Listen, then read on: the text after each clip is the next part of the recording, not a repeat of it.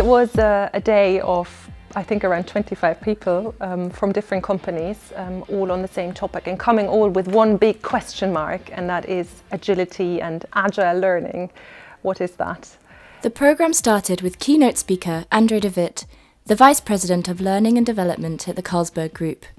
He pointed out that the move from the industrial age to the network age has brought about a whole new set of challenges in the business world, namely volatility, uncertainty, complexity and ambiguity, or VUCA for short.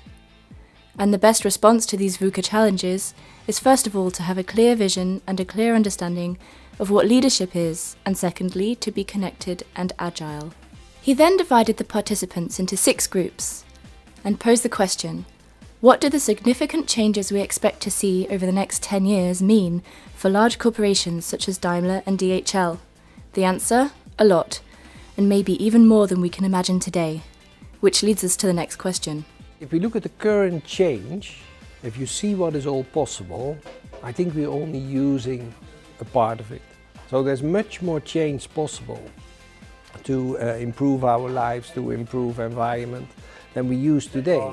The question is if we as humans can manage to adapt ourselves to that change, if we can unlearn and learn enough and fast enough. One way, if not the only way, to learn enough and fast enough is by being agile.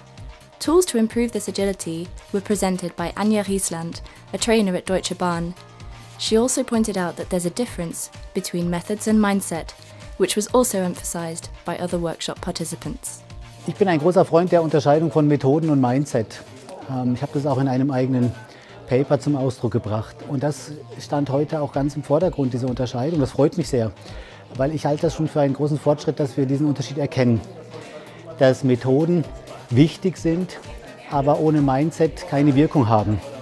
Und dass die Frage, kann man Agilität lernen, sich eigentlich aufteilt in die Frage, wie kann ich Methoden lernen und wie kann ich das Mindset entwickeln oder dahin entwickeln, dass es zu den Methoden passt. Karen Ezard, a trainer at English Business, then presented the group with an extraordinary thought. What if the Fibonacci sequence that is found in so many patterns in nature has an influence on the way knowledge and learning develops? And what could this potentially mean for teaching and lifelong learning? One workgroup used this question as their point of discussion.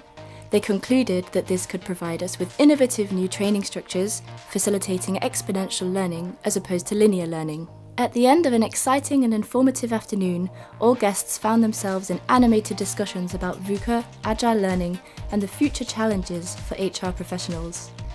Both hosts and participants were particularly impressed with this workshop, hosted by Deutsche Bahn and English Business. I believe that the problems that our world is facing today, the challenges that companies are facing today cannot be solved, cannot be faced and cannot be resolved with the methods of the past. That a time has come where we need to fundamentally look at a different way of working together, a different way of looking at and understanding what a problem is, and agility and agile learning, agile organizations, agile methods provide us with the language and the tools to be able to start this conversation in a completely new way. And it's because of this that I'm really excited about the opportunity to bring great minds and inspiring people together like we did today. The day today was very inspiring for me. There were lots of things said, lots of keywords which I didn't think about before. And I liked this a lot because it was coming from different areas and it helped me to connect some dots. Also find connections which I didn't see before. I think what's really special about an event like this is that people, after initial hesitation, open up. They really say things that are personal, that relate to their business lives, but they show vulnerability as well. They show openness to change. They show thirst for knowledge.